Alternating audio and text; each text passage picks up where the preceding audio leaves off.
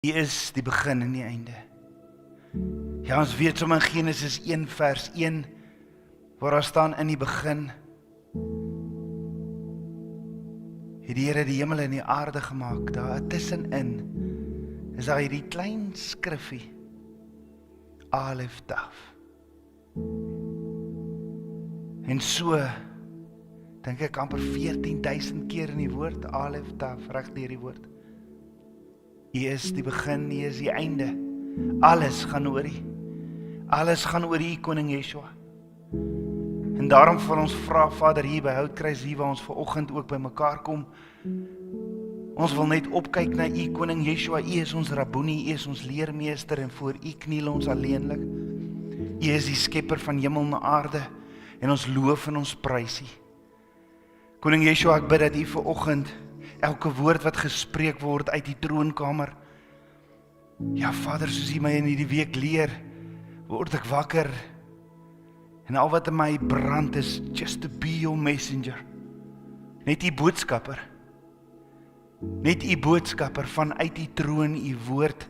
En daar is so baie vals doktrines, daar is so baie tradisies, daar is so baie dinge, maar ons smag, Koning Yeshua, U is die waarheid, leer ons meer en meer van U. Soos wat ons in hierdie week in die Midrash geleer het, alles, Abraham, Noach, hulle almal het U verlossingsplan het hulle gesien. En het staan so in Hebreërs 11, dat hulle het in die belofte geglo voor hy gekom het.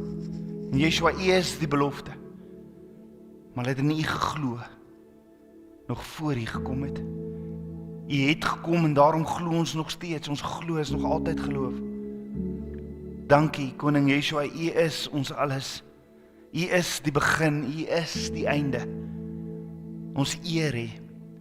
Ek bid nou elke woord uit die troonkamer, ek bid vir voorbereide harte, en mag hierdie saad, dat U vir ons helderheid sal gee, dat U vir ons die brille van geloof sal aansit. Kom praat nou deur hierdie lippe van klei. En as daar woord is wat nie van U af is nie, mag my tong om my verhemel te vasplak. Net U waarheid, asseblief Abba, ek pleit by U. Vader, daar waar soveel verwarring is, word ons gered deur geloof, genade of die wet en genade. En soveel verwarring, soveel doktrines, ek vra asseblief, mag die lig aangaan. Yeshua, U is die lig en mag ons sien. As ek dink aan hierdie vertrek waarin ons is, as dit ewe skielik pak donker word, dat jy nie die hand voor jou oë kan sien nie. Gaan nie een van ons hier kan uitloop, sonder om 'n stoel of 'n tafel te stamp nie. Maar wanneer die lig aan is, kan ons presies hier uitloop. En daarom wil ons vra dat U vir ons sal wys, dat U ons geestesoë sal oopmaak, dat ons sal raak sien, leer ons. Ons wil U aanbid in waarheid en in gees. Dankie Vader, mag U Ruach ons 'n geesvervulde liggaam, 'n kerk soos die kerk in Antioch, maak wat geesvervuld is, soos U gees ons lei, nie ons eie opinie, nie ons eie tradisie nie, soos U gees ons lei. Dankie vir U liefde. Ons eer U Abba, ons loof en ons prys U. Ek bid dit alles in Yeshua HaMashiach se naam, die seun van Jotewaweh. Amen. Amen.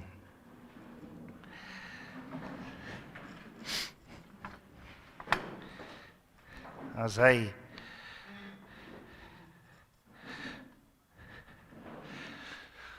so, ons is in Handelinge 15, ons gaan so 'n paar weke stil staan in Handelinge 15, en Handelinge 15 bring vir ons die eerste konflik in die kerk.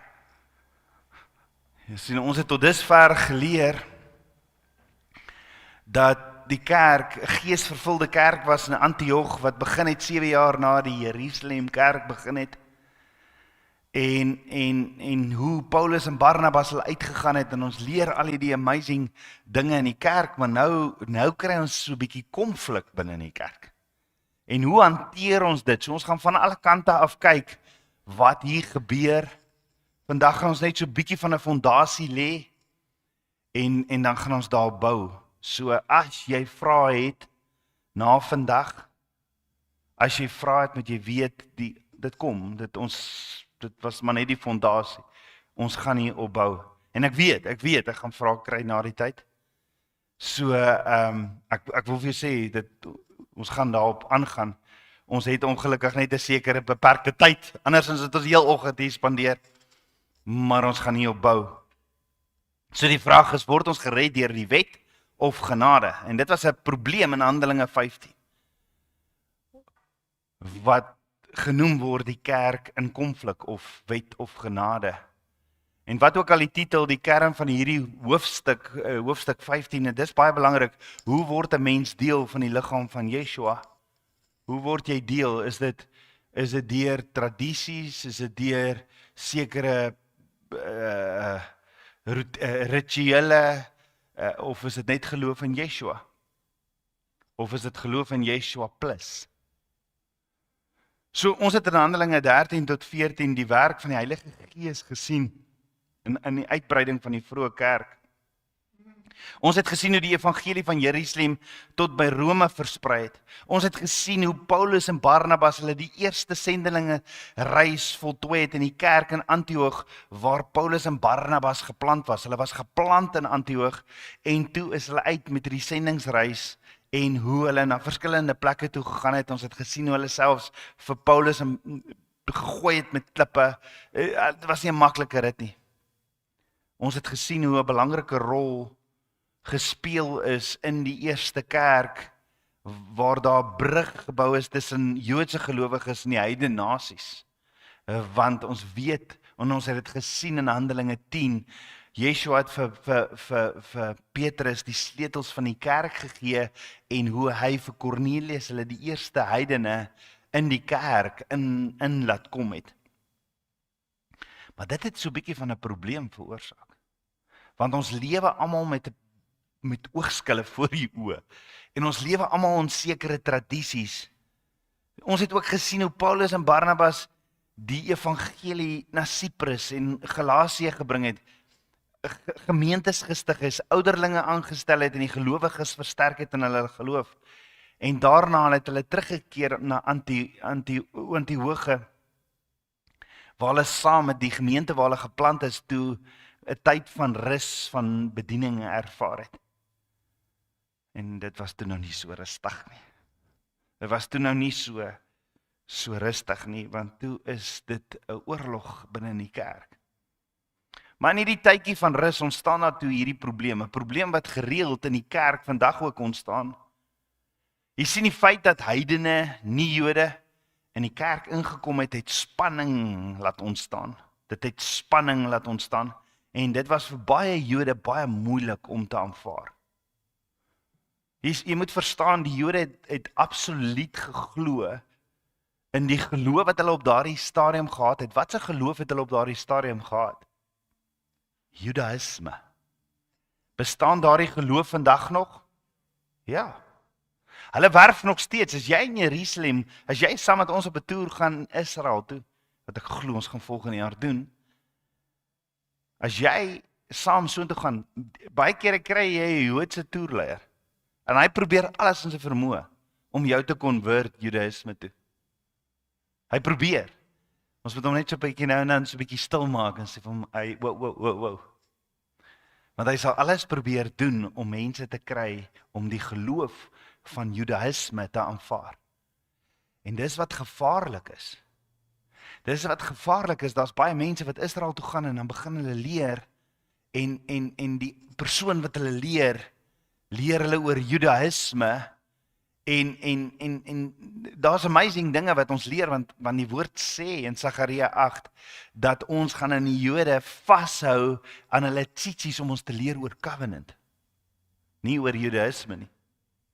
So die meeste Jode in die vroeë kerk het die geloof in Yeshua as die Messias en die seun van God. Die Jode wat Yeshua aanvaar het Yeshua gesien binne in Judaïsme. Dis 'n godsdiens. Judaïsme verwerp Yeshua. Maar hierdie vroeë mense wat Yeshua, hierdie vroeë Jode wat Yeshua aanvaar het gedog Yeshua is binne in hierdie godsdiens van Judaïsme. Hulle het geglo dat die geloof in Yeshua as die Messias bloot die vervulling en die einddoel van Judaïsme was. En ons het nodig om te verstaan, Judaïsme is geloof wat glo in die nakoming van Abba Vader se instruksies, wat mooi is, net soos in enige geloof is daar sekere dinge wat reg is. Hulle het geglo in die wet. Hulle het geglo jy moet besny word.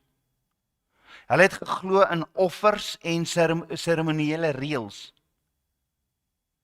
Dit is 'n geloof in wat jy doen om reg voor Abba Vader te wees. As jy Judaïsme, ons kan in diepte daarin gaan, maar waaroor dit gaan, Judaïsme is om iets te doen om voor Abba Vader reg te wees. Judaïsme is 'n geloof wat glo jy word gered deur werke. Hulle glo egter nie in Yeshua as die Messias, hulle glo egter nie in Yeshua as die Messias nie, en daarom het hulle nie die vervulling van die belofte van Abba Vader in hulle nie. So baie Jode wat nie Yeshua aanvaar het nie, hulle het nie die vervulling van die belofte van Abba Vader in hulle nie. Maar in kort, Judaïsme glo in dade, hulle hou vas aan die wet, maar hulle glo nie in redding deur geloof in Yeshua nie. Dis Judaïsme. Nou Yeshua het gekom en hy het Jode disippels gemaak. Wat hulle wel gesien het, is omdat hulle die woord so bestudeer het hulle geweet die Messias kom. Hulle het geweet die Messias kom.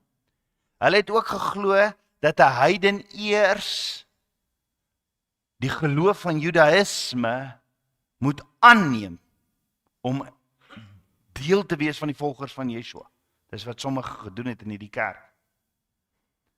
En as jy die Judaïsme aanvaar, wat sekere rituele insluit, en jy aanvaar Yeshua, dan kan jy 'n Christen. Dis hoe party Jode dit gesien het. En volgens hulle moes 'n heiden dus eers besny word, die wet van Moses onderhou, en die Joodse identiteit aanneem, en sekere wette wat in Judaïsme is, aanneem, voordat hy werklik deel van die volk van Abba Vader kon wees. So daar was hierdie mense, en dit was die probleem in die kerk, want nou ewe skielik kom heidene in, maar hulle was nooit deel, hulle het nooit besnydenis gedoen nie, hulle het nooit hierdie dinge gedoen nie. Hoe werk hierdie nou? En dit het konflik veroorsaak in die kerk. En daarom was die idee dat 'n heiden direk Yeshua as Messias, die seun van Jotewaweh, kon aanvaar, vir hulle ondenkbaar. Dit was vir hulle ondenkbaar om te dink, maar ons moes deur al hierdie rituele gegaan het, en toe ontdek ons Yeshua, nou kom hierdie heidene, en hulle aanvaar net Yeshua, en dis hier waar die konflik in die vroeë kerk begin het. Want die vraag was nie of nie Jode gered kon word nie, nee, want daar was voorbeelde. Hulle het gesien dat selfs heidene geesvervuld raak. Hulle het gesien met Filippus wat in Samaria die woord gaan verkondig het. So hulle het gesien wat gebeur met die Samaritane. Hulle het gesien wat gebeur toe Filippus die Egiptiese hofdienaar die woord van vertel het en hy geesvervuld raak. Hulle het gesien of hulle het met mekaar gepraat oor Kornelius in Handelinge 10 waar Petrus deur die Gees gelei is, en terwyl Petrus vir Kornelius heidene die woord verkondig het, het die Heilige Gees oor hulle gekom. So hulle het gesien. Maar al die mense het op een of ander manier die God van Israel geëer in die skrifte en die woord respekteer. Hulle het nie alles volgens die wet gedoen nie, maar hulle het respek gehad vir Judaïsme. Die Kornelius hulle se huis, jy sal sien, hulle het respek gehad vir Judaïsme. Hulle het die woord bestudeer. Die ou wat die hofdienaar, die Egiptiese hofdienaar, hy het in sy wa gesit en hy was besig om Jesaja te lees. So daar was hierdie respek vir Judaïsme wat 'n sekere godsdiens is, En daarom het hulle besef, maar jy moet nie die Judaïsme hê en dan glo jy in Yeshua en dan is jy nou deel. En omdat hulle in 'n mate van Judaïsme in hulle lewe gehad het, het hulle deelname nog nie groot verdeeldheid veroorsaak nie. Almal wat voorheen, Cornelius omdat hulle ook die woord bestudeer het en hulle het soort van 'n deelname gehad aan Judaïsme, was dit vir die kerk heel oukei. Maar hier in Handelinge 15 begin die spanning styg, want duisende nie-Jode neem Yeshua aan as die Messias. Maar hulle het nie die rituele gedoen van Judaïsme nie. Hulle was nie besny nie en hulle het nie verdere rituele van Judaïsme opgeneem en gevolg nie. En hierdie situasie maak dit duidelik, die kerk kan nie stil bly oor sekere dinge nie.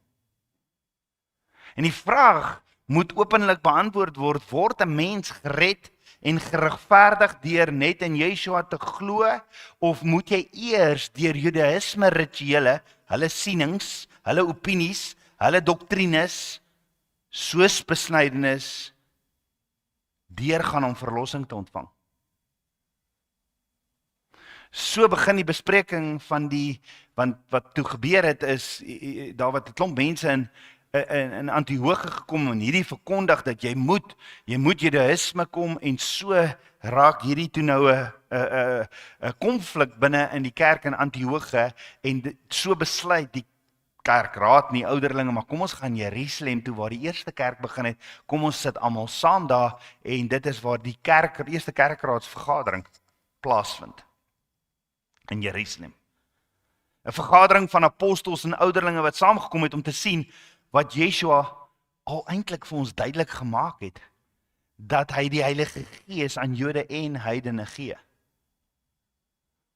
Op presies dieselfde manier, deur geloof alleen en genade alleen. Hulle hoef nie gered geword het deur werke nie. En daai werke gaan ons nou verduidelik, want Judaïsme het 'n sekere van 'n werke, en ons verstaan nie altyd hierdie dinge nie, en omdat ons nie hierdie agtergrond verstaan nie, dan kom ons met allerlei ander goeters, en dan sit soos, joh, waar kom jy nou vandaan? Nou, hier staan dit dan, maar dan sit soos, jy het dit nou heeltemal uit konteks hier hoor. So vir die vroeë gelowiges was dit 'n heel nuwe uitdaging. Dit is een ding as 'n nie-Jood self kom en sê, ek wil ook Yeshua dien. Maar dit was heel anders toe Paulus en Barnabas uitgegaan het om die heidene aktief te bereik, om evangelie te gaan doen en hulle op dieselfde grondslag in die gemeente te verwelkom. Hulle het net Yeshua aanvaar en hulle het nou nie al hierdie rituele gedoen nie. Hulle het nie al hierdie wette wat voldoen moet word, het hulle nagekom nie. En ons gaan kyk wat se wette, is dit net die Torah wette of is daar ander wette ook? En dit omdat ons hierdie goeders ken nie en omdat ons dit nie van kleins af geleer het nie, verstaan ons nie hierdie goed nie.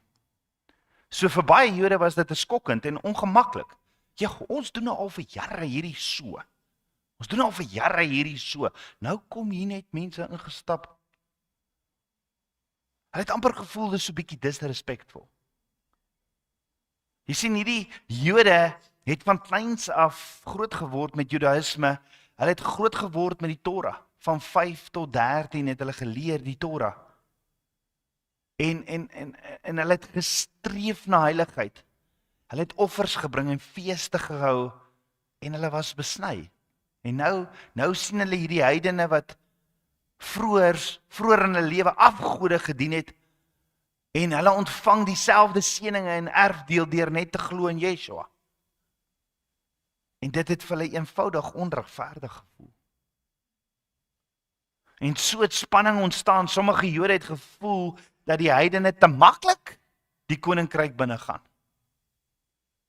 Hulle kon nie verstaan hoe mense wat nie in die wet groot geword het nie, wat nie die woord ken nie, wat nie besny word nie, wat nie die interpretasies van die woord glo nie, nou gelyk word voor Abba Vader. En daar by die heidene vinnig, wat vir hulle nog meer kommerwekkend was, is dat daar die toeloop van heidene Yeshua begin aanvaar. So die heidene het vinnig gegroei Die kerk het gegroei maar met heidene. En gou selfs die Jode in getalle oortref. En vir die konservatiewe groep Jode in die gemeente het dit gevoel asof die Joodse identiteit van die vroeë kerk besig was om te verdwyn.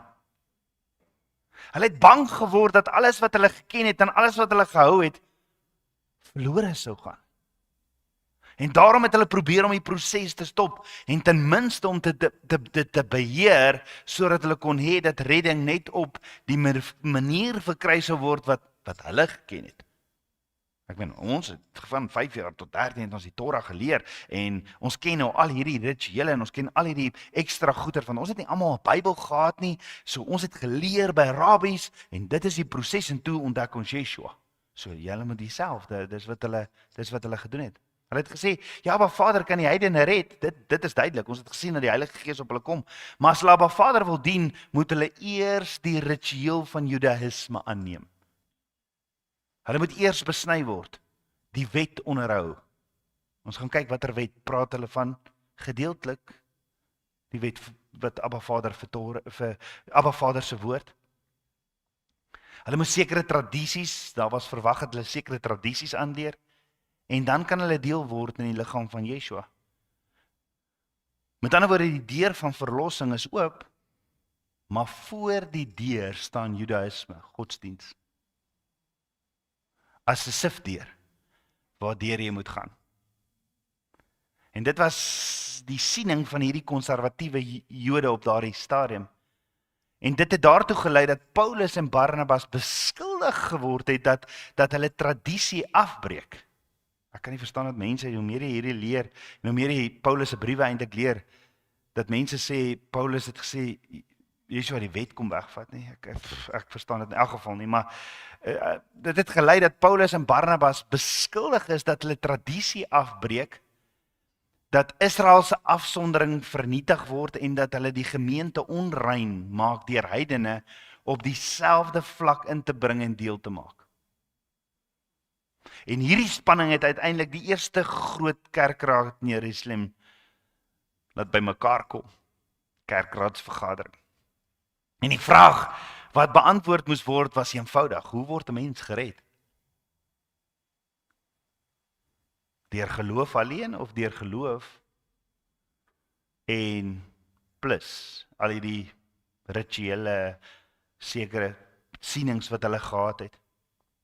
So die apostels moes duidelik maak, ja, Abba Vader red heidene. Dit het hulle gesien, want hulle het die Heilige Gees ontvang. En dit was nog altyd Abba Vader se plan, maar die weg van redding is nie deur Judaïsme rituele wat baie mense vandag noem die wet nie. So enige iemand kan gered word deur geloof, nie deur seremonies nie, nie deur tradisies nie, nie deur kulturele identiteit nie. Redding is deur geloof in Yeshua alleen. En dieselfde vir Jode, heidene, vir almal. Jy sien, almal het saamgestem dat Abba Vader heidene sou red. Hulle het tot die besef gekom. En ons het in Handelinge 10 het ons gekyk daarna hoe skok dit was vir Petrus. Want hy kon nie glo dat heidene, en omdat die Jode eintlik niks met te doen gehad het met die heidene nie, want hulle was onrein. Dis hoe hulle gesien het. So almal het saamgestem dat Abba Vader heidene sou red, maar die metode was nou die probleem. Sou dit deur geloof alleen wees of deur geloof en werke? Wat is die werke presies? Wat is hierdie werke? So ons het nodig om so 'n bietjie van Judaïsme te verstaan om hierdie te kan verduidelik. En daar's sekere rituele wat Judaïsme gehad het en waaraan hulle vasgehou het en waaraan jy kry dit nog steeds in die kerk. Hierdie konflik. Jy kry nog steeds dit.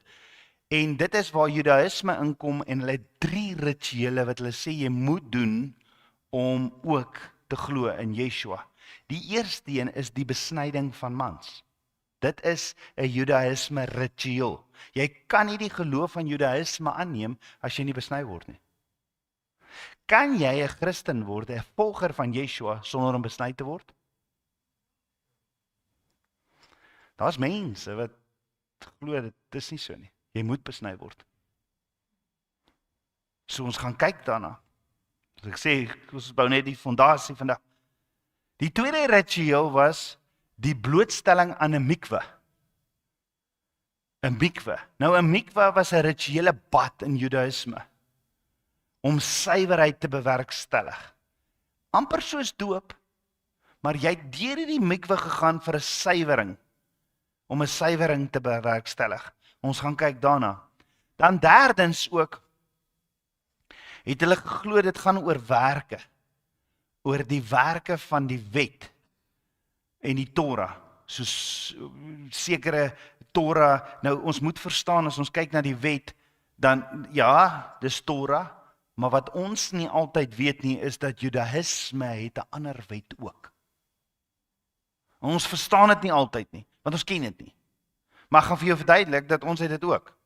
So kom ons kyk. Volgens die Joodse geloof, Judaïsme, is dit die spesifieke dinge wat gedoen moes word om in te skakel by godsdiens. Jy moes besny word, jy moes deur 'n mikwe gaan en jy moet hierdie rituele, jy moet hierdie godsdiens van Judaïsme aanvaar. Jy moet hierdie dinge doen. So die Joodse geloof, Judaïsme, is nog steeds vandag besig. Hulle konvert, soos ek sê, nog steeds mense. Met ander woorde, jy moes hierdie 3 dinge doen om die geloof van die Jode aan te neem, en dis presies wat jy vandag nog moet doen. Vandag nog doen as jy Judaïsme as 'n godsdienst wil aanvaar. So die vraag was, word jy gered deur geloof in Yeshua, of moet jy hierdie Judaïsme rituele byglo en bydoen? En dit was die kern van die Jerusalem Raadsbesluit. En dit is steeds die kernvraag van die kerk vandag. En daar's soveel verwarring daaroor. Nou baie mense vind dit moeilik om te aanvaar dat jy deur geloof alleen gered word. En niks hoef bygevoeg te word. Vir baie lyk dit onmoontlik. Baie mense lyk dit onmoontlik. Nee, maar jy moet die woord leer, jy moet hierdie tradisie volg, jy moet besny word, jy moet hierdie mikwa word, al hierdie dinge. So vir baie mense lyk dit onmoontlik om net in Yeshua te glo, om gered te word. En presies dit leer die woord ons, jy word gered deur Abba Vader se genade, deur geloof in Yeshua en niks anders nie. Ons kan niks byvoeg wat dit meer en meer of minder effektief maak nie. So hierdie beginsel is nie net vir ons nie, dit het ook al gegeld vir die groot manne in geloof in die geskiedenis. Ek meen, dink aan Noag. Hoe is Noag gered? Deur genade. Was nog altyd genade. Want Abba Vader sê in Genesis 6 vers 8, maar Noag het genade gevind in die oë. Die woord sê, Noag het genade gevind in die oë van Jotewawwe. Dink aan Abraham. In Romeine 4 vers 3 staan, Abraham het in God geglo en dit is hom tot geregtigheid gereken. En dan as jy Hebreërs 11 bestudeer, het almal geglo voor hulle dood is in die belofte, sonder dat die belofte gekom het. En die belofte is Yeshua. Almal in Hebreërs 11 het geglo in Yeshua. So kan ek gou vir jou sê, Abraham het geglo in Yeshua. Noag het geglo in Yeshua voor hy gekom het. Dawid het geglo in Yeshua voor Yeshua gekom het. Hulle het geweet jy word gered deur Yeshua. Dit staan so in die woord, dit staan so in Hebreërs 11. Almal het geglo in Yeshua. Was nog altyd geloof in Yeshua. En dit het hulle gered. En daarom sien ons dat redding nie deur ons dade kom nie, maar deur geloof in Yeshua ons verlosser. Nou die vroeë Jode in Paulus se tyd het geglo dat die wat in Yeshua geglo het, die natuurlike vervulling van Judaïsme was. En hulle kon nie verstaan hoe heidene wat nie die Judaïsme ritueel gedoen het, gelyk kan word aan die kerk, aan die ander nie. So Paulus en Barnabas het egter verkondig dat alle mense, Jode en heidene, deur geloof in Yeshua gered word, sonder Judaïsme as 'n deur tot redding. En dit het die geweldige spanning veroorsaak. Want hierdie konservatiewe Jode het geglo dat redding vir heidene eers deur besnyding, deur hierdie mikwe en hierdie werke moes gekom het. En hulle wou die evangelie van Paulus beperk. Hulle wou vir Paulus stop, dat hy nie verder die evangelie verkondig nie. So in Handelinge 15 leer ons die vroeë kerk moes duidelik maak, verlossing kom nie deur werke nie, dit kom deur geloof alleen. Alles wat jy byvoeg verdraai die evangelie. Nou ons weet in 1 Korintiërs 10 vers 11 sê dat alles wat met die kinders van Israel gebeur het, opgeteken is as voorbeelde vir ons wat in die laaste dae leef.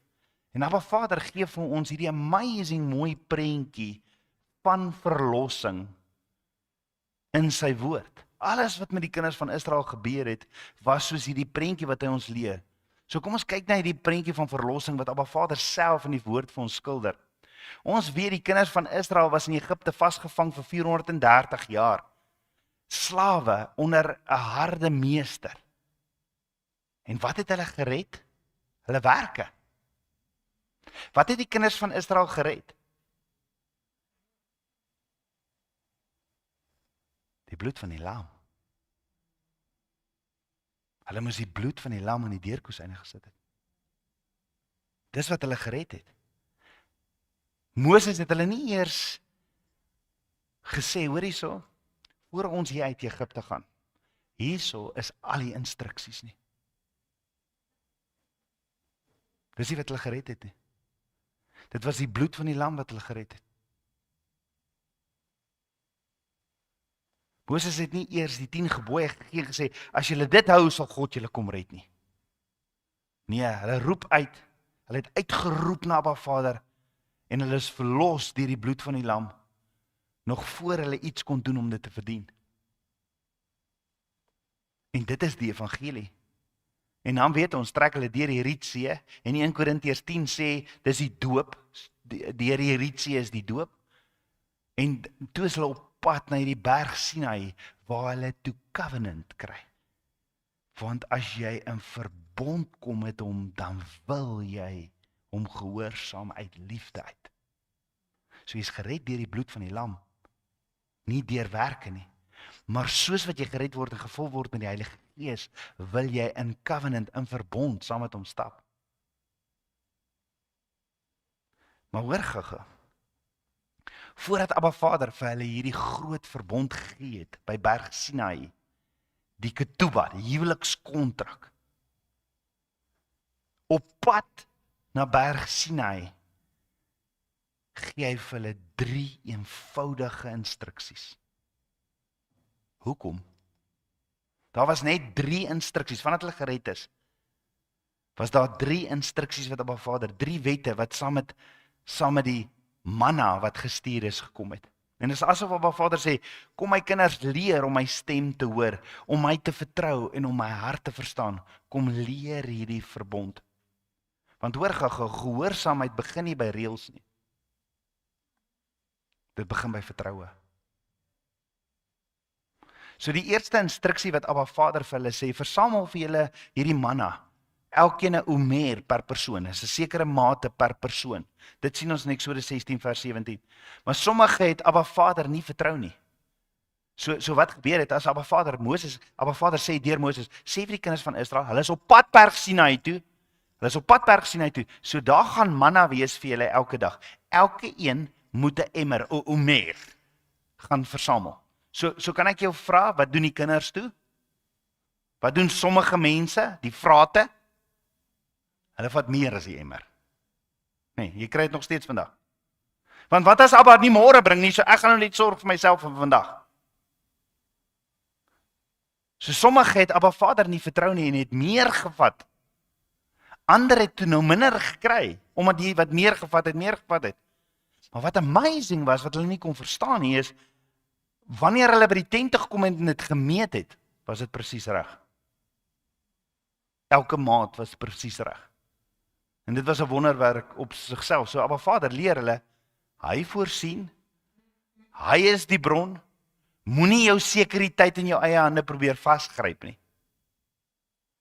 Die tweede instruksie wat Abba Vader vir hulle sê is, moenie manna vir môre bære nie. Dink julle het Abba Vader gehoorsaam hier? Moenie manna vir môre bære nie. Dit sien ons in Eksodus 16 vers 19. Ons vertrou Abba Vader nie. Daar is wat manna gaan bære het.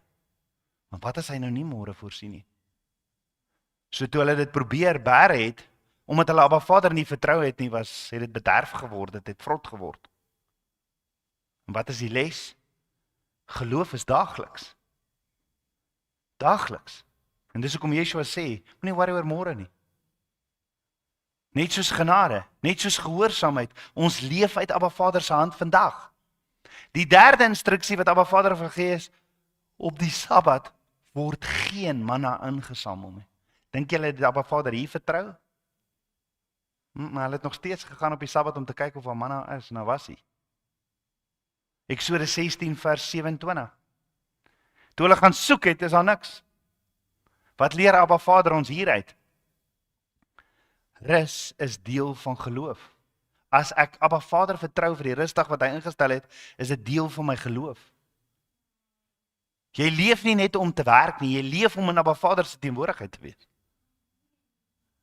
So, hoor gou hierdie 3 wette wat Abba Vader vir hulle gee op pad Berg Sinai toe, selfs as hulle probeer het om dit te oortree, kon hulle nie. Hulle kon dit nie oortree nie. Want as hulle meer gevat het, as hulle by die tent kom, is dit dieselfde hoeveelheid. As hulle wou gaan haal het op die Sabbatdag, nou was nie. So Abba Vader het vir hulle oefenwiele opgesit om hom te vertrou. En dis die God wat ons dien. Abba Vader het vir hulle oefenwiele opgesit. Jy weet, toe Rolof en Celie klein was, en ek koop vir hulle 'n fietsie, was ek bang hulle val, nie? Toe sit ek hierdie oefenwieletjies, hierdie 2 wieletjies hier agter op die fiets. En dit bou toe veiligheid. Dit bou toe vertroue. En toe ek die oefenwiele eventually afhaal, was hulle gereed. Toe kon hulle ry. En so doen Abba Vader ook met ons. Hy leer ons om hom te shema. Hy sê nie, ek gaan jou red as jy my eers shema nie. Hy sê, ek sê jou red. Ek sê jou eerste lief hê, ek sal alles gee, ek sal my seun gee. Maar sê jy my vertrou, sal jy shema leefstyl doen. Maar dit was nooit die vereiste om gered te word nie. Ons is gered deur genade en geloof in Yeshua. En dis wanneer iemand sê gehoorsaamheid is wetties, dan mis hulle totaal al die hart van Abba Vader. Gehoorsaamheid kom na verlossing as 'n teken van liefde. Abba, Yeshua het hierdie prys, het my verlos uit Egipte. Ek sal U vertrou op hierdie pad in die woestyn na die droom wat U nog altyd vir my het. En baie kere moet jy gaan kyk, as hulle sê daardie wet, dan moet jy gaan kyk watter wet praat hulle van. Praat hulle van die Oral Torah of praat hulle van die Moses Torah? Die instruksies van Abba Vader. So wat is hierdie tweede Torah? Dis die ook genoem die Oral Torah. Deur te verduidelik, die Torah, die eerste 5 boeke van die Bybel was gegee. Moses was net die pen. Dis gegee deur Abba Vader.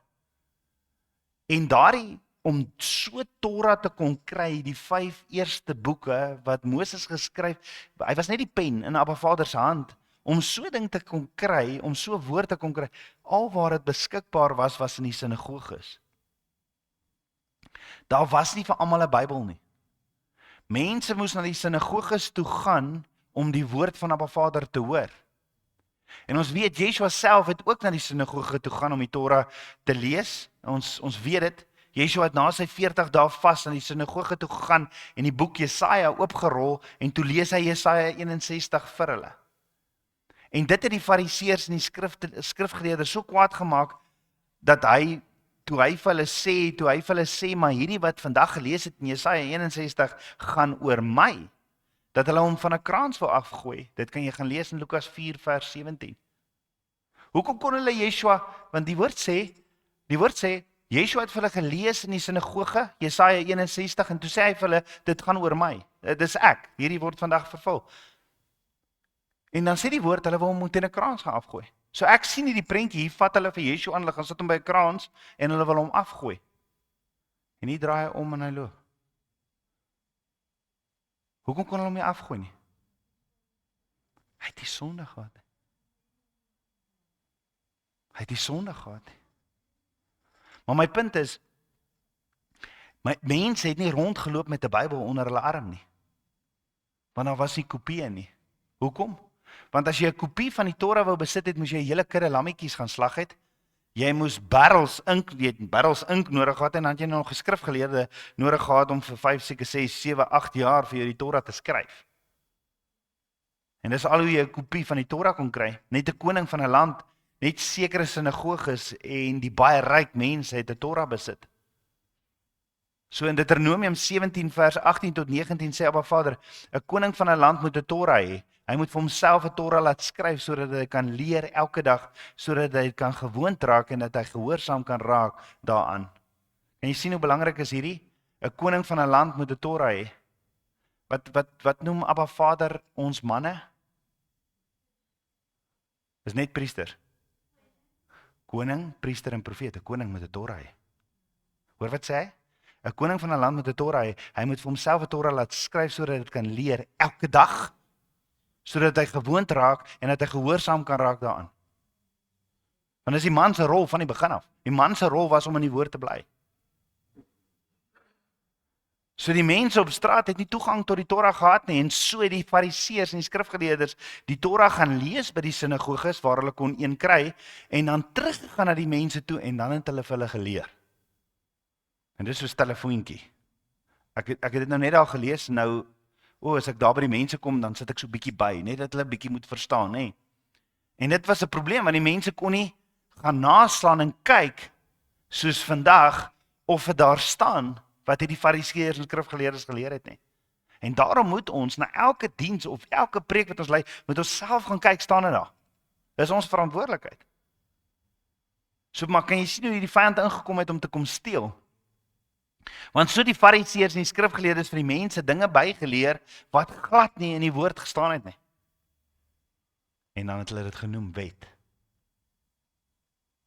Die fariseërs en die skrifgeleerdes het gekom en gesê, maar daar moet 'n interpretasie wees van Abba Vader se woord en hulle het hierdie klomp opinies en al die fariseërs en skrifgeleerdes saamgevoeg en toe al die opinies het hulle saamgevoeg en dit toe genoem die Talmud. Die Talmud. Dis hierdie Oral Torah. So die Oral Torah wat later neergeskryf het as die Talmud, dit was 'n sentrale deel van Judaïsme, se rituele en lewenspraktyke, veral in Yeshua se tyd. Maar dit was nie deel van die geskrewe woord, die Torah wat Moses ontvang het nie. En dit was tradisies en interpretasies van rabbies, skrifgeleerdes, fariseërs, wat die mense geleer het om by die Torah te voeg. So kom ek vra, het jy al gehoor van die woordjie Talmud? Ons ken dit nie regtig nie. En die probleem vandag is, hoe meer jy die parashas bestudeer en dinge bestudeer, is daar mense geneig om so intoe te hardloop, om info te gaan kry. Dis menslike opinies. Staan nie, dit moet hier staan. Talmud is bekend as die Oral Torah, die gespreekte woord van God. En dis waar die tweede Torah ontstaan het. So hierdie Talmud bestaan dan uit 'n paar interpretasies, tradisies en dinge wat hulle gesê het, wat hulle dan saamgevoeg en gebind het. Met ander woorde, die Talmud is nêrens in Abba Vader se woord nie. Nou die feit dat daar twee Torahs is wel bekend onder die Jode, maar glad nie bekend onder die Christene nie, die volgers van Yeshua nie, of die kerk waarin ek en jy groot word nie. En as ons gaan kyk na hierdie Talmud of die Oral Torah en ons verstaan nie dat hierdie twee opgebreek is, dan sal ons nooit die leringe in die Nuwe Testament, dan gaan ons nooit Paulus se briewe verstaan nie. Want as hy sê, maar die wet, hy praat met Jode, dan sê hy vir hulle julle wet, dan praat hy van die Oral Torah. In ons Afrikaanse Bybel staan daar net wet, dan is dit soos 'n Moses se wet. Dis nie waarvan hy praat nie, hy praat van die Oral Torah. Julle wette. So is dit nodig om dit te verstaan. Want onthou, Spreuke 25 sê, Abba, hy maak sy woord toe, en die wat regtig honger is, hy sal vir hulle leer. Jy sien, Yeshua sê, hierdie praktyke, hy praat met die Jode, hy praat met die fariseërs en die sadiseërs op 'n stadium, en hy sê vir hulle, hierdie praktyke van julle, hierdie mensgemaakte wette van julle, hierdie tradisies van julle, sal julle in die hel laat eindig. Hy praat van die Oral Torah, al hierdie ekstra goeder. Jy weet, as jy nie geweet het van die Oral Torah en die wette van hulle nie, dan het jy gewonder maar, Jesus, ek verstaan. Wat sê jy, het Yeshua nou die wet kom wegvat? Verstaan jy? As jy nie verstaan dat hy met wie hy praat en waarvan hy praat nie, dan dink jy maar, het Yeshua die wette nou kom wegvat? En dis die wat nie die woord ken en die woord tyd spandeer nie, en jy hoor dit selfs van preke. Nou daar's baie mense wat glo, die mense wat vasgevang is in Judaïsme, dat die Talmud of die Oral Torah dieselfde autoriteit het as die geskrewe Torah van Abba Vader. Mense opinies, dieselfde autoriteit as Abba Vader se woord. En as jy sien waar Yeshua gekom het en gesê het, nee. Nou as ek en jy dit nie verstaan nie, dan lyk dit asof die Nuwe Testament homself die heeltyd weerspieël, en asof Paulus hier dit sê en dan daar dit sê, en dan verstaan ons nie. En dan maak dit glad nie sin nie. In Matteus 15 vers 1 tot 3 staan, toe kom daar skrifgeleerdes en fariseërs van Jerusalem na Yeshua en sê, waarom oortree u disippels die oorlewering van die ou mense? Die oorlewering van die ou mense. Yeshua het dadelik geweet, hulle praat nie van hierdie Torah nie.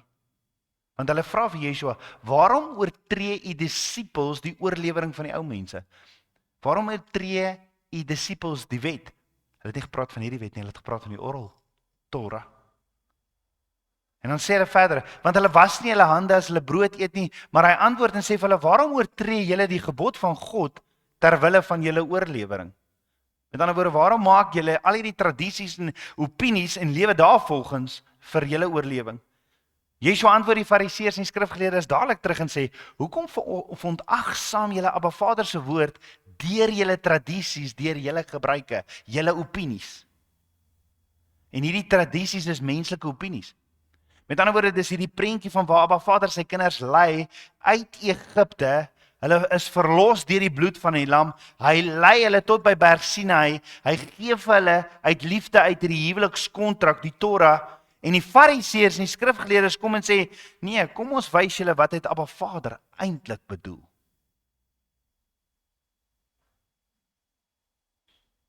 Dis net nie 'n mooi prentjie nie. Dis net eintlik glad nie 'n mooi prentjie. So die Talmud wat ook baie keer vertaal is in Afrikaans as wet. Die Talmud, die Oral Torah, die wette, die Judaïsme hou meer vas aan die Talmud, aan die Oral Torah as aan die Torah. So die Talmud wat ook baie keer vertaal word in Afrikaans as wet, is hierdie menslike interpretasies en tradisies wat gemaak is deur die fariseërs en die skrifgeleerdes. En dit is waaraan Judaïsme vashou. Nou as jy gaan kyk na die reëls van die Talmud, dan sien jy hulle steur hulle glad nie aan die konteks nie. Inteendeel, daar's hierdie sê ding in Israel vandag nog waar mense sê a custom of Israel becomes Torah. Vandag is dit nog steeds so dat as genoeg skrifgeleerders saamstem oor 'n ding, dan word dit 'n wet. Met ander woorde, as genoeg skrifgeleerdes saamstem dat daar 2 keer 'n dag ander skoene moet aangetrek word, dan word dit 'n Oral Torah en dan word dit 'n wet. En as jy dit dan nie onderhou nie, dan is jy buite die wil van God volgens die skrifgeleerdes en die geloof van Judaïsme. Kan jy verstaan wat het gebeur in die eerste kerk? Daar was hierdie wette wat hulle gemaak het, wat glad nie in Vader se woord staan nie, die Oral Torah, en nou wil hulle dit inbring in hierdie Judaïsme rituele. En Paulus en Barnabas sê vir hulle, maar luister, jy word gered deur Yeshua, net soos wat ons uit Egipte uitgekom het deur die bloed van die lam. Nou, dit is presies wat die kerk baie deurmekaar gemaak het. Want hierdie Oral Torah, hierdie wetlike, hierdie menslike opinies, menslike wette het vir die mense belangrik geraak. So kom ons kyk byvoorbeeld na 'n voorbeeld daarvan. 'n Voorbeeld waar klomp skrifgeleerders bymekaar gekom het, is oor iets genaamd die chuppah. Hierdie skullcaps wat hulle hier opsit hier op die kop. Nou as jy na die Western Wall toe gaan vandag, as jy in Jerusalem is, en jy gaan na die Western Wall toe, daar's 'n sekere gebied, dan moet jy een van hierdie kupas opsit. En dis wat die Jode dra. Dit staan nêrens in Vader se woord dat jy hierdie ding moet dra nie. Maar in die Talmud, in die Oral Torah is geskryf deur die skrifgeleerders, man shall not walk 4 amot without a head covering. En dit staan nêrens in Abba Vader se woord nie. So nou mag hulle nie verder as 2 meter stap sonder om 'n hoedjie op hulle kop te sit nie. En as jy dan nou die kupa op jou kop, as jy dit nie op jou kop het nie, dan sien hulle jou as iemand wat nee, jy's 'n heiden. En die vraag is, waar staan dit in Abba Vader se woord? Jy sien, tradisies is okay as tradisie is okay as ek en Marika en my 2 seuns elke Sondagmiddag het ons hierdie tradisie om 5:00 roomys te gaan koop by KFC. Maar as dit begin, ek weet ek gaan vir Eenhard dan ook daar kry, maar as dit begin om teenstryd te kom met Abba Vader se woord, is ek op 'n moeilike en 'n baie gevaarlike terrein. As ek begin in die kerk verkondig, hoor jy, as jy nie 5:00 by KFC is om roomys te koop nie, dan is jy nie deel van ons en God se kinders nie. Dan is ek nou bitter gevaarlike grond. Dan beweeg ek bitter gevaarlike grond. As ek dinge op mense begin afdoen en sê dit is buite Abba Vader se wil, as jy dit nie ook doen nie, soos onder andere besnydenis. Yeshua sê in Matteus, en ons gaan daarna kyk, Yeshua sê in Matteus 15 vers 6 tot 9, so het julle dan die gebod van God kragteloos gemaak terwille van julle oorlewering, geveinsdes tereg het Jesaja oor julle geprofeteer toe hy gesê het, hierdie volk nader my met hulle mond en eer my met hulle lippe, maar hulle hart is ver van my af. Maar tervergeefs vereer hulle my deur die leringe te leer wat gebooie van mense is. Die probleem is, vandag nog luister mense na skrifgeleerders, wat die woord bedien en bring stukkies tradisie en interpretasies van oral af in, by Abba Vader se woord, en dan weet mense nie eintlik van meer nie, en dan leer hulle hierdie tradisies en interpretasies en dink dis Abba Vader se wil. En die woord van Abba Vader sê, gaan toets alles aan sy woord. En hy sê in Deuteronomium 4 vers 2, julle mag niks by die woord byvoeg, niks byvoeg nie, niks wegvat nie. Hy sê dit ook in Deuteronomium 12 vers 32. Hy sê dit op verskeie plekke, Openbaring 21. So opdragte vanuit Abba Vader se woord en tradisies van mense of mensgemaakte wette is nie dieselfde ding nie. Ons moet die Torah, die eerste 5 boeke van die Bybel en die Talmud moet kan onderskei. Want Abba Vader sê, my volk gaan te gronde weens 'n gebrek aan kennis. Jy sien, die belangrike om Abba Vader se woord te ken, dis belangrik om sy woord te ken, sodat ek weet die waarheid is, wat die waarheid is, sodat ek die leuen kan identifiseer. En al hoe ek dit reg kan kry, is om tyd in sy woord te spandeer. So stel jou voor, Mitchell, jy kom by hierdie skool uit. En vandat hierdie kinders in hierdie skool inkom by graad 0, mag hierdie kinders net rooi brille dra. Jy sien almal met hierdie rooi brille. Almal by hierdie skool. Hulle mag dit nie afval in die oggend en die aand, nooit. Hulle mag dit nie afval nie, want by hierdie skool dra jy rooi brille.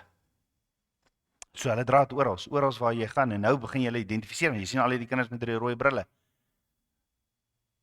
En as jy 'n rooi bril dra, wat sien jy? Alles is rooierig, nee. Ek het nou die dag, ek en Rolof Erns gery, daar deur Natal, 'n rukkie terug, ry ons deur, ja, ek sê vir hom, ja, ek kan nie glo hoe groen dit is hier nie.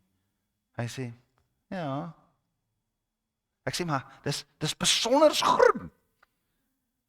Hy sê vir my, ja. Hy stem my 100% saam en ek haal my brille af.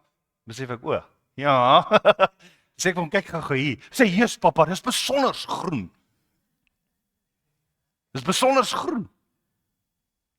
Net so as jy hierdie rooi brille dra, lyk alles om jou rooi. Al is dit nie werklik so nie. Die gras lyk rooier, die lug lyk rooier, selfs jou eie vel lyk rooier. En so word die kinders groot.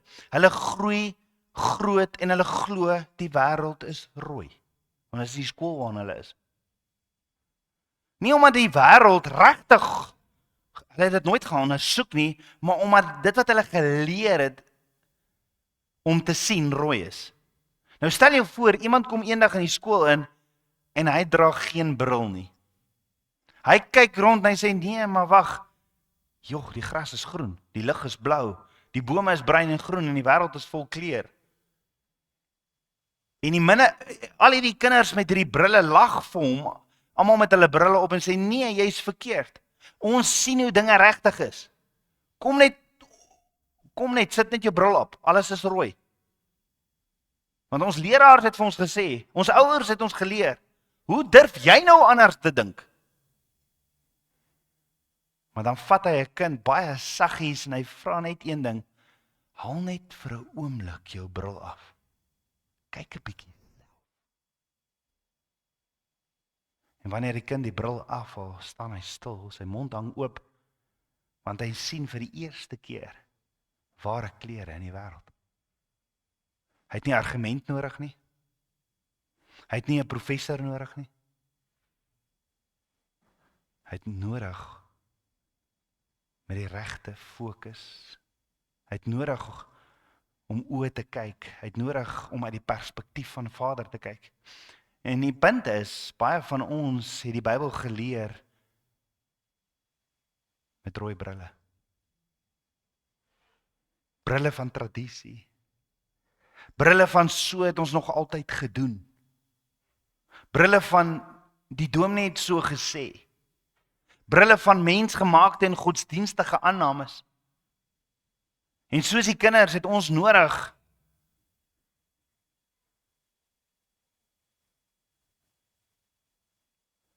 om te besef dat baie kere wat mense sê so is omdat hulle rooi brille dra. Maar wat Vader wil hê jy moet die bril afhaal. Maar Vader wil hê jy moet die bril van geloof opsit. En vir jouself vra Vader, wys my die waarheid. Wys my die waarheid deur die woord, deur u Gees, nie deur mense nie. Want wanneer hy jou oë oopmaak, sien jy skielik vir die eerste keer. Dan is dit soos 'n ek het nooit so gesien nie. Nie wat ander mense sê Abba Vader is nie, maar wie hy werklik is. Jy kyk anders ook na Abba. Jy sien, mense kan jou leer, tradisie kan jou vorm, godsdienst kan jou oortuig, maar net Abba Vader kan jou oë oopmaak. En daarom sê Paulus in 1 Korintiërs 2 vers 14, maar die natuurlike mens neem die dinge van die Gees van God nie aan nie, want dit is vir hom dwaasheid en hy kan nie verstaan nie omdat hy geestelik beoordeel word. So wat beteken dit? Daar's twee maniere waarop 'n mens in hierdie wêreld kan leef, 'n natuurlike mens en 'n geestelike mens. Die natuurlike mens leef met sy eie verstand en met sy eie gevoel. Hy maak sy besluite op grond van wat hy geleer is deur kultuur, tradisie en opvoeding. Hy dink as ek dit kan sien, voel, bereik of bewys, dan glo ek dit. Maar die geestelike mens leef onder die leiding van die Heilige Gees. Hy sê, Heilige Gees, wys my u waarheid. Nie net wat ek self dink of wat ek by mense hoor nie. Die natuurlike mens vertrou sy eie oordeel. Hy glo wat ouer mense, kerke, tradisie en mense voor hom gesê het, omdat dit is wat hy ken. Maar die geestelike mens vertrou dat die woord en die Gees self die waarheid openbaar. Hy soek nie net antwoorde nie, hy soek Abba Vader se leiding en sy stem. Die natuurlike mens sien net wat met die oog gesien kan word. Hy kyk na dit wat tasbaar, sigbaar en meetbaar is en wat jou eie kop kan uitbereken. Maar die geestelike mens sien die dieper werklikheid, die geestelike betekenis. Hy sien Papa God se bedoeling, die onsigbare werk van die Vader agter die sigbare wêreld. En uiteindelik die natuurlike mens se hart bly geslote. Die woord raak hom nie. Dit maak nie sin nie en dit voel vir hom ver. Maar die geestelike mens se hart is oopgemaak deur die Heilige Gees en daarom verstaan hy die dinge van Abba Vader, nie omdat hy slimmer is nie, maar omdat Abba Vader die lig vir hom aangeskakel het. Jy sien, die natuurlike mens kan die woord lees, maar dit maak nie sin nie.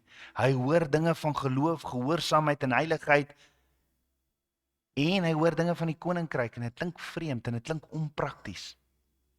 Maar die geestelike mens, die mens wat deur die Heilige Gees geleer word, sien die woord soos lig wat aan is in 'n donker kamer. En dit is hoekom baie mense die Bybel lees, maar hulle kan nie verstaan nie, hulle sien niks daarin nie. Hulle probeer Abba Vader verstaan met blote verstand sonder die Gees wat leer. En dis soos om 'n radio aan te sit, maar nie in te stel op die regte frekwensie nie. Die woord is geestelik, en daarom moet dit geestelik ontvang word deur 'n geestelike wese. So wanneer jy die Bybel oopmaak, bid jy nie, Here, help my om te dink nie. Help my om te dink nie. Nee, jy bid, Here, stuur u Gees, open my oë. Laat u lig in my hart skyn, leer my u waarheid. Want waarheid word nie geleer nie. Dit word geopenbaar. Dis soos om in 'n kamer te wees met 'n pragtige skildery teen die muur. As daar geen lig is nie, gaan jy die skildery sien. Die skildery is daar, maar jy gaan nie sien nie. En die Gees is die lig. Sonder hom bly die woord net swart ink op wit papier. Swart ink op wit papier, maar wanneer die lig aangeskakel word, sien jy die hart van Abba Vader. Sien jy hoekom hy vir ons huwelikskontrak gegee het? As ek nie gered deur wette nie, ek is gered deur die bloed van die lam. En omdat ek gered is deur die bloed van die lam, wil ek hom lief hê met alles in my. Die lig is my aangeskakel. Hy het my die Heilige Gees gegee, en daarom wil ek hom beter en beter leer ken. En ek weet, hy het opgeskryf, soos wat hy 3 instruksies gegee het oor die manna. Hy het vir my oefenwiele gegee, want hy wil ek moet hom shema, want as ek hom shema, sal ek hom vertrou, en hy werk alles ten goeie uit vir die wat hom lief het. Die woord van Abba Vader sê, volg jy die waarheid, al is jy die enigste een wat dit doen? Die vraag is, volg jy die waarheid, al is jy die enigste een wat dit doen? So ernstig moet ek en jy wees om die waarheid in Abba Vader se woord te gaan soek. Wat sê Abba Vader se woord daaroor Halloween? Ons het nodig om hy waarheid te gaan soek. Die Jode het vandag nog die Talmud, hierdie menslike interpretasies en tradisies. Kan ek gou vra, het ons nie maar ook nie? Het ons in die kerk waarin ons groot geword het nie ook maar het sekere tradisies, sekere dinge wat ons bydoen wat glad nie in die woord staan nie? Jy sien, ons hou daarvan om die Jode as 'n voorbeeld te gebruik omdat hulle Yeshua gekonfronteer het. Maar kan ek en jy vir 'n oomblik stil staan en vra, wat doen ons wat nie in die woord staan nie? Waar staan daar in Abba Vader se woord dat jy aangeneem en voorgestel moet word deur 'n kerk? Waar staan dit? Jy sien, ons word groot met die prosedure en die dinge waardeur jy moet gaan, en as jy nie voorgestel of aangeneem word nie, dan kry jy nie deel, kan jy nie deel word van die kerk of die liggaam van Yeshua nie, en dan mag jy ook nie 'n nagmaal gebruik nie. En Abba Vader se woord sê, as ek Yeshua aanneem as my verlosser en saligmaker deur die bloed van die lam, kan ek ingaan en deel word in die liggaam van Yeshua. Dis Yeshua die deur waardeur ek gaan, en nie een of ander ritueel of prosedure of organisasie nie. Is dit nie ook maar ons eie oral Torah nie? Is dit nie maar ook ons eie mensgemaakte wette en tradisie nie? Dan het ons ook die tradisie om babetjies te doop. En dit maak nie regtig saak dat dit nêrens in die woord van Abba Vader staan nie. Ons doen dit omdat my oupa dit so gedoen het, omdat my pa dit so genoem het, en omdat in die sakramente staan. Nêrens in Abba Vader se woord staan daar dat ek 'n babetjie gedoop moet word nie. Nêrens. Maar as ek sê ek wil gedoop word soos wat Yeshua gedoop is, waaroor die skrif baie duidelik is, dan word ek verban uit die kerk uit. Of soos 'n hoof hier naby ons by een van die skole, hy het sy kinders disippels gemaak en toe hy hulle doop, was dit eintlik as jy agterkom is dit die groot hoofsaak hoekom hy nie meer, hoekom hy uit sy pos uit is. Wat is dit anders as ons eie Talmud? Het ons almal nie maar die gehoorsaamheid van Abba Vader verlaat as gevolg van my eie koninkrykie wat ek bou in my eie tradisies, my eie mensgemaakte wette nie? Het ons nie maar ons eie Talmud geskryf nie? En is dit nie hoekom Abba Vader sê in Jeremia 16 vers 19 tot 20, waar Jeremia sê, o Jotewawai, my sterkte, my beskutting en my toevlug in die dag van benoudheid, tot u sal volke van die eindes van die aarde kom en sê, net leuns het ons vaders geërwe, nuttige afgode, daaronder was niks wat voordeel kon bring nie. Sal 'n mens vir hom gode maak wat tog teen gode is nie? Dis hoekom Jeremia ons waarsku. Dan sê Spreuke 30 vers 6, voeg by sy woorde niks by nie, sodat hy van jou nie rekenskap vorder as jy 'n leienaar openbaar word nie. So mag Vader ons kom skoon was van ons eie menslike imputasies en tradisies, en mag hy ons net die waarheid kom leer. Mag hy die rooi brille vandag van ons oë afhaal, en mag hy vir ons die brille van geloof gee. Mag Abba Vader hierdie woorde wat ek so baie gebruik het van, baie mense gebruik het nog steeds vandag, maar my ouers se ouers en hulle se ouers, hulle het dit so gedoen en daarom doen ek dit ook so. Dit het geen autoriteit in my lewe nie, maar mag ons vra, Vader, in nederigheid kom voor ons U, ons is sondig, ons het U nodig. Mag ons vra, Vader, ons honger en dors na U geregtigheid. Kom leer ons U waarheid. Kom leer ons U woord. Kom ons bid saam. Ons almagtige Vader, Papa God, dankie vir U liefde. Dankie vir U goedheid. Abba, dankie. Abba, ek wil vandag hierdie rooi brille afhaal en ek wil vra asseblief, Abba. Ek wil vra dat U vir my daardie geloofsbrille sal gee. Dankie vir die prys, vir die bloed van die lam. Dankie vir koning Yeshua. Dankie vir die prys wat my so lief het, dat hy sy koninkryk verlaat het, my kom verlos het. En nou, Vader, wil ek U vertrou. En Abba, kan sien wat die vyand doen. Want wanneer ek in covenant saam met U begin stap uit liefde uit, dan wil die vyand vir my sê, ja, maar jy is nie gered deur die wette onderhou nie. Nee, ek weet. Ek is gered deur die bloed van die lam. Maar omdat ek so crazy lief is vir hom, daarom wil ek sy woord gehoorsaam. Dankie Vader vir U goedheid. Dankie dat U ons roep as heilige priesterdom. Dankie vir U goedheid. Vader, mag die oogskille van ons oë afval. Mag ons U in waarheid en in gees aanbid. Meer en meer en meer van U. U is 'n awesome God. Dankie Vader. Ons eer U Vader. Ons loof en ons prys U. Ek bid dit alles in Yeshua HaMashiach se naam, die seun van Jotewawai. Amen. Amen.